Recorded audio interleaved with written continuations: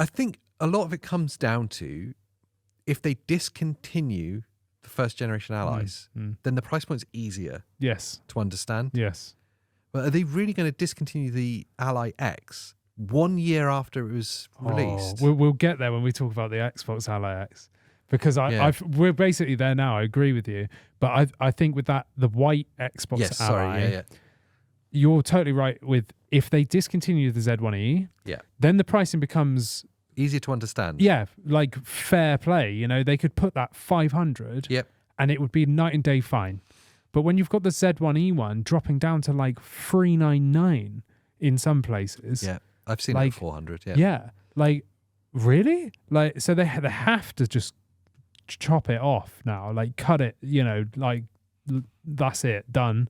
So that this one is the only one that's available, unless they're still planning to. Do you know run... how they make this whole thing easier? What's that? A really simple way of solving it.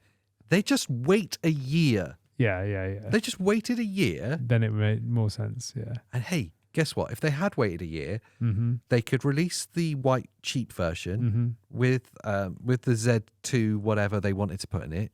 Cheapo chip. Yeah. It's really cheap now. Yeah. And the expensive version, the Xbox Ally X, they could potentially have the Z3 generation in it by now with hardware-based upscaling. Yes. And have a real bleeding edge ROG device. Yes. And yes, it costs £1,000 or whatever, but it's bleeding edge handheld gaming. Yeah. If they'd waited, and I feel like it's almost a knee-jerk reaction by Microsoft to rush. Yeah. Because they need to do something. Yes. Yeah. You've got Switch 2 just happened, which is a big thing. They're about 10,000 miles behind PlayStation hardware sales. They're trying to go, we're out of the hardware game, it's just about games. Okay, but you need to embrace handheld gaming. Yeah. And they go, how do we do this? And you've also got Steam OS, like hot on their heels because of the launch of the Lenovo, you know, and everyone's going Steam OS, and jumping ship to that. They're losing like Microsoft players, you know, essentially. So everyone's going Steam. So I think, like you said, I think it is a bit of a knee-jerk, let's just jump on fast. But now comes to your point of this is now a problem with Ally X owners. 100% a problem. Because it's not really a successor. No. It's like a slight sidestep forward. Yeah. Instead of 2 steps forward, it's 1 step forward to the left. Yeah. Do you know what I mean? The only advantage I would say you realistically get that's going to justify you selling and buying a new thing is you get early access to the operating system. There is a few things here, yes. So, well, first of all, ergonomics. Like, I know some people think it's ugly. It's butt ugly, but it looks like it's going to be beautiful to hold. It's going to be really nice to hold. Like, I would rather it's comfortable to hold than it look beautiful. Xbox is a controller company, effectively. Yeah. Do you know what I mean? Yeah. So they've gone, come on, guys, like, let's make this better. I mean, I've pimped my Ally X out with a nice Savage Raven grip, and it's perfect for me now. You know, it's great. But this will be more comfortable. Yeah. So you're getting ergonomic increase. You're getting early access. You're basically paying for early access. You're pre-ordering an operating system. You're pre-ordering the operating system, which is going to be worth it. It's going to be worth it, but it's going to have teething issues. It will have teething issues. You know there's going to be like quick rollouts. Ubisoft might have had a go, you know, at trying to help. Microsoft are like running out of devs. You know, whenever here. there's a new version of Windows, like Windows 10 or Windows 11 comes up, there's always like issues right away, and they're like, roll out new updates. That's Ubisoft. But that's going to happen here. Yeah. It will happen. Yeah. That's exactly what happened with SteamOS and everything. Yeah, you know, like the entry point of it is new always operating systems. Yeah. And for those people that try to install it on their allies. Yes, yeah. So you're going to have that. So you're going to have the new operating system. Okay, the Xbox Ally X versus the Ally X. There is a few pointers here. You've Increased got RAM. No, same amount, but the speed is faster. So according to Linus, this hasn't even been confirmed by Asus, I believe. Oh, interesting. And we asked them, and I don't even think they confirmed it.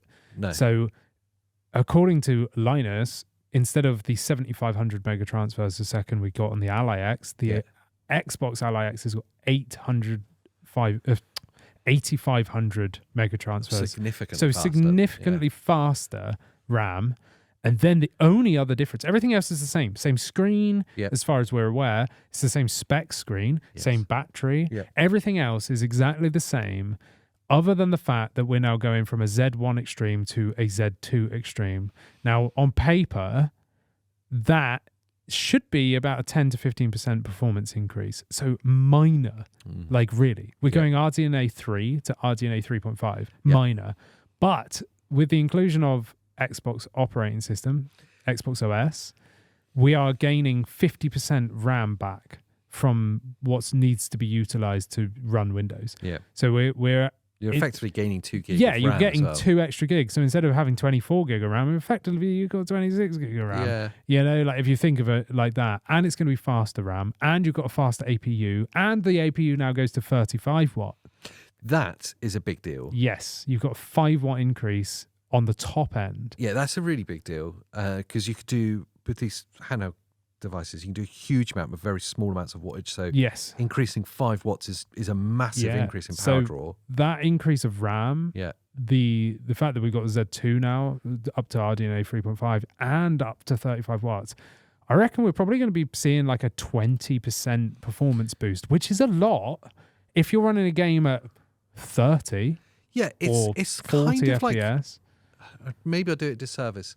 It's kind of like the equivalent of like a baseline console going to a pro version. Yeah. Effectively, that's it. Like PS5 Pro, you're like, oh, it's better. Yeah. It's not like your mind's blown by how much better. Yeah, it's just better. It's not next gen. No.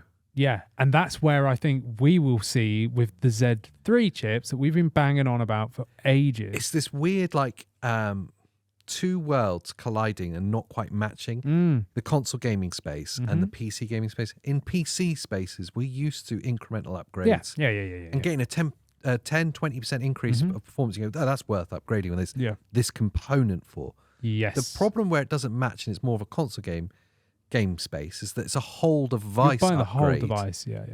Whereas, I can't, it's not just I'm just going to take that PCIe card out and put a new one in. Exactly. It's like a whole, and I've got to sell this thing. And exactly, they don't do Asus don't do a buyback program. No. Like I'm selling it on the open market and I'm going to get what, 400 quid at pawnbrokers for it. So there's the issue. Like I bought my Ally X. Yeah. I also bought a 2 terabyte upgraded NVMe for it, a good one, a WD Black one. Yeah. Yeah, I've also bought the TMR sticks that I put in it. I also bought the Savage Raven grip and everything. That was before they wanted to send us over them because I couldn't wait. So I've probably spent I paid all full price retail here, by the way. What are the Thunderbolt connections on the new one? I think it's the same. They're just USB 4. So they're USB 4 ports. It's a shame. But I think we might be getting 2 USB 4s instead of the one. I think it was. I knew there was a change, but I didn't know what it was. I couldn't remember what it was. But basically, for anyone like me, I've spent well over £1,000. Oh, of course. On my Ally X. Out of my pocket, so maybe 1,100. Yeah. So for the fact that it's been a year to now have to change that, if I spent 1,100 quid on a PC, that would last me 6 years. Yeah. And I could upgrade the graphics card and get 10 years out of it. Yes. Yeah. But with this, a year for $1,000? Like, seriously? Like, now I'm going to have to sell this somehow. Even if you didn't do all those upgrades, which I'm sure most people have done upgrades of some kind. We know from reviewers, a lot of them are buying grips, buying the sticks, buying the hard drives. Yeah. Even if you hadn't, you just talk about the baseline £800 price. Still a lot. You could still... For a 1 year console. For a thing that you've had for a year. It's a bit disheartening. And that's where the thing comes of is this the Ally 2? I don't think it is. Is Asus going to run another Ally separate to the Xbox branded ones? Or is that now Xbox? It has is Xbox Ally taking over and we'll see an Xbox Ally X2 in another year?